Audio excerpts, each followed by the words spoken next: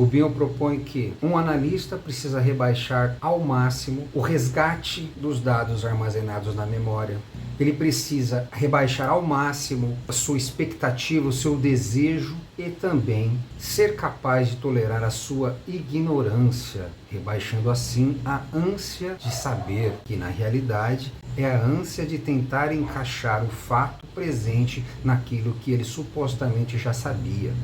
Isso nos leva a pensar sobre o passado, o futuro e o presente. Se a gente está falando de passado, nós estamos falando aqui de resgate da memória. Se a gente está falando de futuro, a gente está falando aqui do desejo, da expectativa do que virá. E se a gente está falando do presente, a gente está falando do conhecimento, do saber. Quanto ao passado, tentamos resgatar com os dados da memória. No entanto, aquilo que passou não corresponde ao que a gente tem na memória. O que a gente tem na memória é um fragmento daquilo que passou.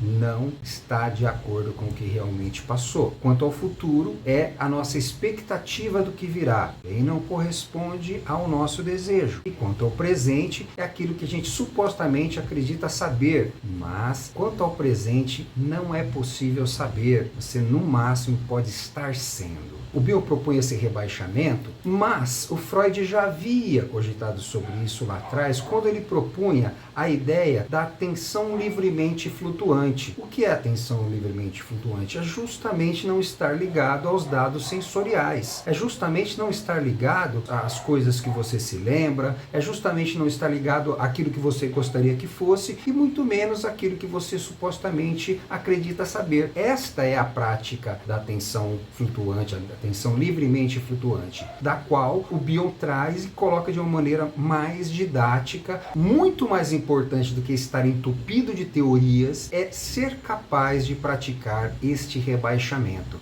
é ser capaz de, no atendimento com o seu paciente, não resgatar os dados da memória. Que dados da memória? Qualquer um que seja dentro da sua história, seja da história do paciente, ou seja da história sua com o paciente. Que você seja capaz de rebaixar a sua expectativa em relação ao seu paciente. As coisas que você deseja quanto ao seu paciente. Só quanto ao seu paciente? Não. Quanto a si mesmo, as expectativas que você tem quanto a si mesmo. Só quanto a si mesmo? Não. Quanto a qualquer coisa, qualquer tipo de expectativa deve ser rebaixada ao máximo. E o conhecimento, o saber, a pretensão de saber precisa ser rebaixada também. Tolerar a sua ignorância naquilo que o Bion, emprestado lá do poeta John Keats, ele chama de capacidade negativa, né? A capacidade de tolerar, de manter-se ignorante frente à experiência até que você possa realmente aprender com aquilo. O psicanalista que estiver sendo capaz de exercer